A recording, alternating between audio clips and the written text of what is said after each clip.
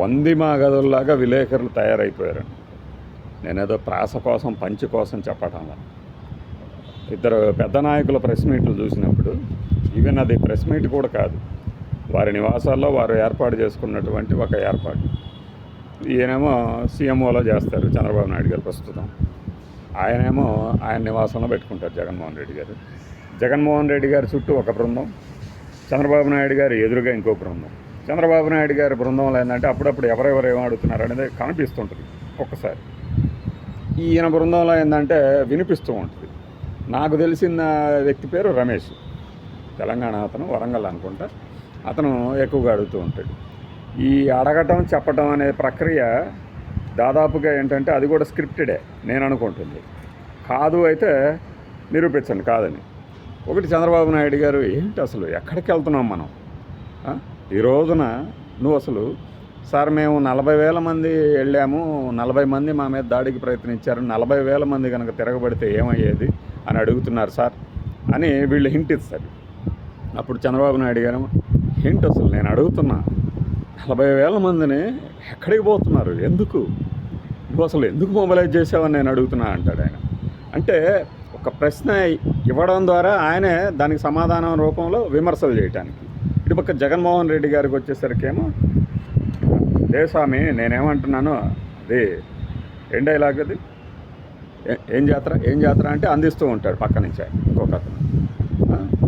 గంగమ్మ జాతరలో అది ఏంటది పొట్టేల్ని రప్ప అని సార్. పైగా ఆయన ఆ ఫ్లెక్సీ ఆ ప్లకార్డు పట్టుకున్న అతను టీడీపీ మెంబరే అని తెలిసింది అంటే, టీడీపీ మెంబరేనా అని అంటాము. తర్వాత అది యాక్టివ్ మెంబర్ కూడా అంటే ఓకే యాక్టివ్ మెంబర్ అయి ఉన్న తర్వాత కూడా ఆయనలో చంద్రబాబు నాయుడు గారు చేసినటువంటి మోసాలని తట్టుకోలేక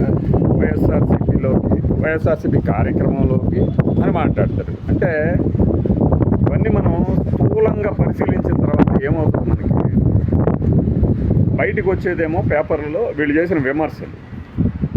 కానీ ఆ విమర్శ చేయడానికి లీడ్ ఎవరు ఇస్తున్నారు? విలేకరులు అనబడి జర్నలిస్టు.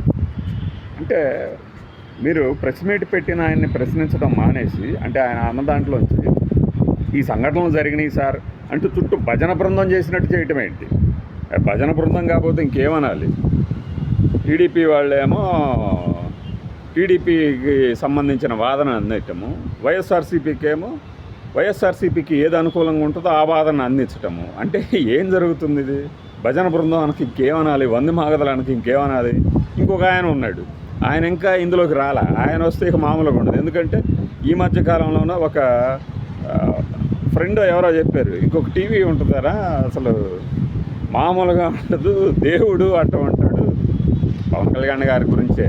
అంటే తప్పేముంది, ఇప్పుడు ఆయన పార్టీకి సంబంధించిన ఛానల్ అది, వాళ్ళ అభిమానులు పెట్టుకునే దాంట్లో ఆయన్ని దేవుడు అనక ఏమంటారు, ఇంకా జగన్ దేవుడు అంటారు కదా వాడు అంటే నవ్వుతారు.